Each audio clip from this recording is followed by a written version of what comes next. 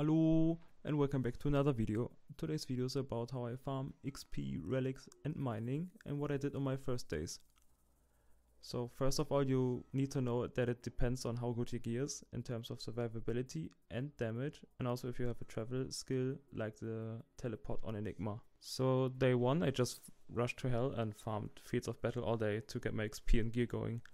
And the reason I choose Fields of Battle over the other zones is simple. So the layout is very open and the zone has a lot of maggots that split into smaller ones, which count as new monster every time. So that means you will get more XP and more gear going very fast. And at the end of day 1 I already farmed Black Towers and Woodhill Plains, which was like a little bit harder due to explosion dolls, but still manageable. The Black Tower dungeon has like a good layout for most classes to speed farm. It has a very straightforward style where you just cast 1 or 2 times to your left and right to clear all the monsters, and then you can just vote reset.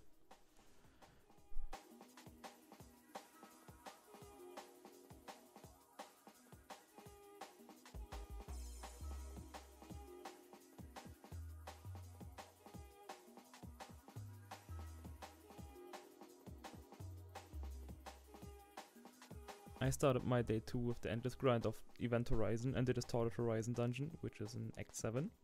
And oh boy did we farm the dungeon a lot. Some of our group farmed 15 hours a day, just because of the fact that it's like one of the best XP dungeons out there. So that one has like a similar pathing as the Black Tower, but you have to backtrack a little bit more when you play alone.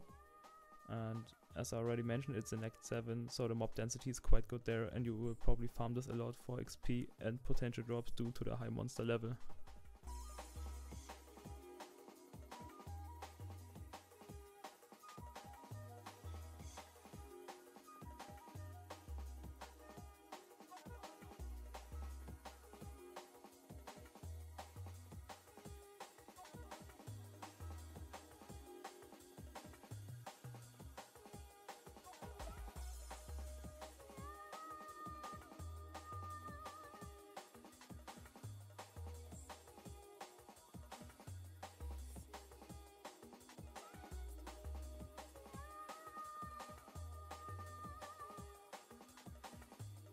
Next we take a look at my mining spots and what makes them better than the others in my opinion. The first few levels are always a stretch. I would recommend you to farm copper while you do the story, and if you get boosted, just go back into Nightmare or Normal and farm King's Garden there.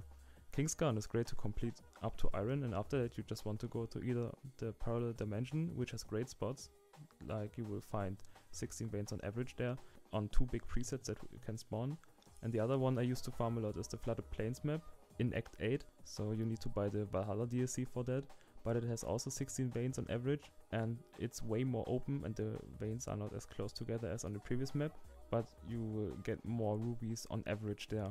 So this one might be better if you want to grind a lot of rubies and jade and terrafium, but you maybe want to get a movement skill, like anything that boosts your movement speed or even a teleport, because it's like a big map and it's very open. Okay, so the last one is interesting, and you really need any source of teleport now to farm it fast. Otherwise we just get stuck all the time and this will slow you down by a lot. As you already can see, I'm talking about the Forgotten Caves. The cave has 20 veins on average on smaller presets across the map and more terrafium, but that could just be me coping because I found like tons of juiced terrafium there. So please don't take that too serious. I'm not responsible for any time loss and insane amount of playtimes because we tried to farm Forgotten Caves. Okay, we talked about XP and we talked about mining. Next, let us take a look at Relics and Gold. If you want to farm Relics and Gold, I would advise you to stock up normal and maybe even crystal keys for each farming session, because we will open a lot of chests. The first route is at the Glacier Tray, and you want to find and clear the ancient dungeon as fast as possible and not get stuck like me. Then just head to the exit and go into the Chilling Cavern, and on the next 2 floors you will find some chests here and there that might drop you some relics.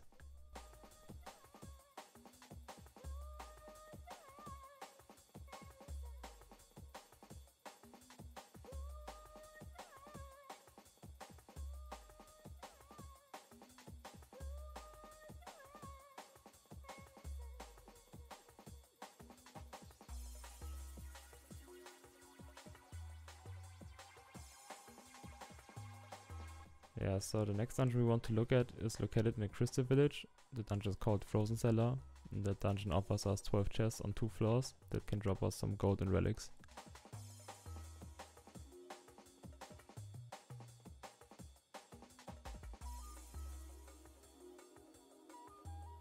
For the last location I can already tell you, you have to bring keys.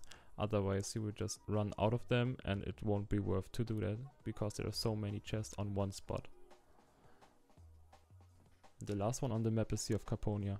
I feel like this one is very underrated by a lot of players who struggle with their relics and maybe even just want to farm gold.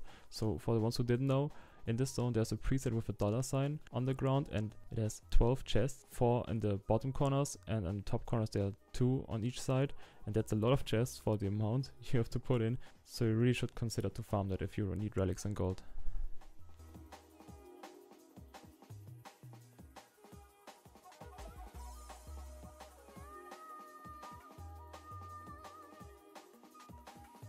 Okay, I have actually one more location for you guys today, and it's Steam Train.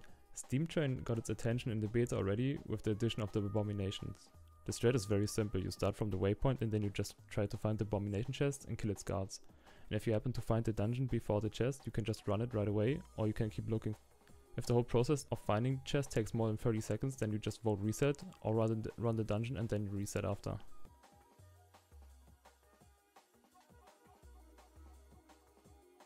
Alright, I hope you learned something and maybe you found a new spot to farm with, but that's it for now.